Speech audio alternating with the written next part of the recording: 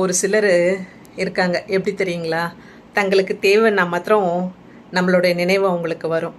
நம்மளை கூப்பிடுவாங்க, இல்லை நம்மளை தேடுவாங்க. அப்படின்னா நீங்கள் சந்தோஷப்படுங்க, பெருமைப்படுங்க. ஏன் தெரியுமா?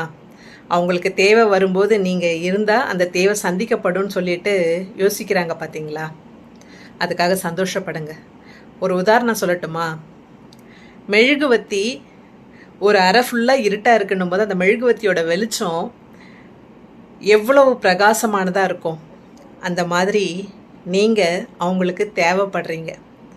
அதை நினச்சி நீங்கள் கர்வப்படுங்க, பெருமைப்படுங்க. கவலைப்படாதீங்க, ஐயோ தேவை உள்ளும்போது மட்டும்தான் நம்மளை தேடுறாங்களே அப்படின்னு சொல்லிட்டு. மனித சுபாவங்க, அது மாற்றவே முடியாது. என்ன கூட நிறைய பேர் அப்படி தான்.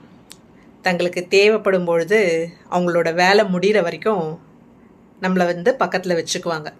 அவங்க வேலை முடிஞ்சிருச்சா அவ்வளோதான், நம்ம தேவையில்லை, ஒரே எட்டி உதச்சி தள்ளிடுவாங்க.